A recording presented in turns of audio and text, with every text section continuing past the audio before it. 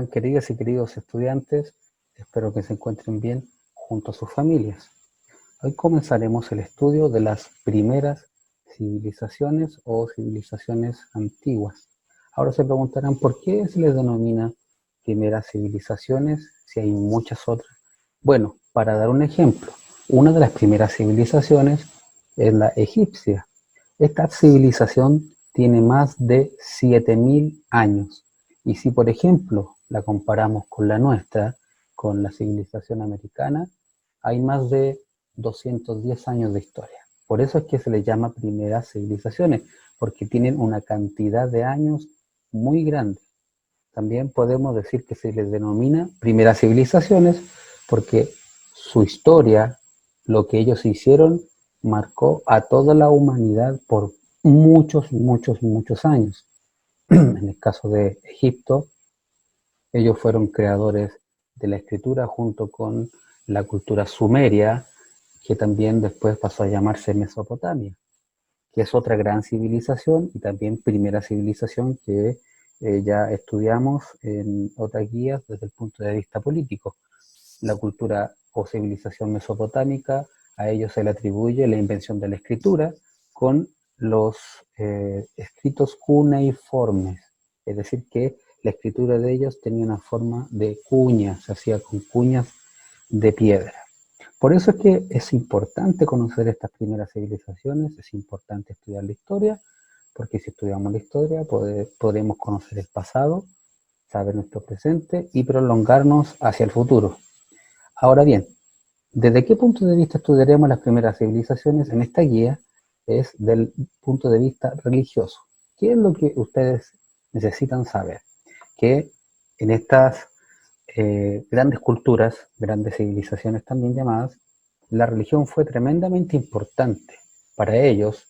Saber qué es lo que los sacerdotes, que era un grupo importante que estaba liberado de la producción de alimentos, se les daba la tarea de poder estudiar fenómenos de la naturaleza, de la vida, estudiar la muerte, para poder darle respuesta a muchas preguntas.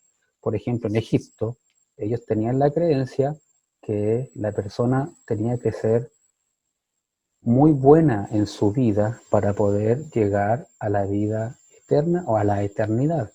A las personas importantes se les enterraba con mucha plata, con mucho oro, con comida inclusive. Habían pueblos que enterraban incluso a sus grandes líderes con un ejército, como es el caso de una gran civilización que es China. Hay un ejército completo enterrado que se llama el ejército de terracota, que es muy parecido a la arcilla o a la greda. Estos soldados de terracota de tamaño real fueron enterrados con un rey.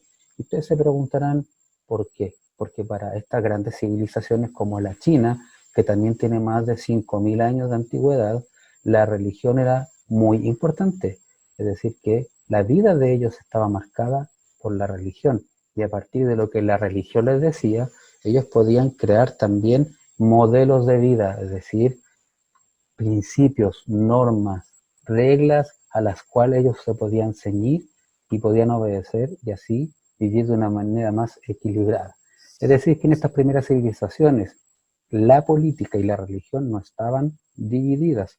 Por ello es que ustedes, si recuerdan, en el caso de Egipto, el faraón era considerado un dios y se le adoraba como tal. Su nombre era Amón-Ra. ¿Y quién era Ra? El dios Sol. Es decir, que el faraón era la personificación del sol, pero ¿dónde? En la tierra. Entonces, si leemos las preguntas de la guía, que no lo voy a hacer de manera detallada, ustedes, ¿qué deben saber para poder responder? Primero, deben hacer la lectura del texto anterior de una manera detenida y además responder, por ejemplo, qué importancia tenía este grupo que se dedicaba a estudiar los fenómenos de la naturaleza, cuál era el resultado de estos estudios, es decir, qué conclusión se sacaba y para qué servía el estudio de la naturaleza en la vida de las personas. ¿Qué explicaciones del mundo daban estos sacerdotes por lo general que estudiaban los fenómenos de la muerte, de la vida, del nacimiento, de la lluvia o de las cosechas, por ejemplo. En la división del poder político religioso, que ya lo mencioné, y también destacar que todos estos pueblos, queridas y queridos estudiantes, eran politeístas. ¿Qué quiere decir esto? Bueno, aquí les dejo una pequeña pista, página 58, podrán encontrar qué significa ser politeísta. En la imagen que vemos a continuación podemos visualizar que hay letras en color amarillo destacadas y vemos que estas letras simbolizan diferentes grupos. Ustedes deberán saber que en estos pueblos no todos eran importantes. Había una sociedad estamental o piramidal, en donde siempre en la punta estaban los líderes y más abajo iban los artesanos, los comerciantes, para finalmente llegar a los agricultores, y en la base de la pirámide estaban los esclavos sin ningún derecho. Deberán saber, y a partir de la información dada en la fotografía que está arriba y en la descripción que está abajo, ustedes deberán responder qué especial tenía este grupo que estaba aquí arriba y que lo hacía diferente de los que están acá abajo. Y eso tiene que ver también con la religión, que marcaba la vida de estos pueblos.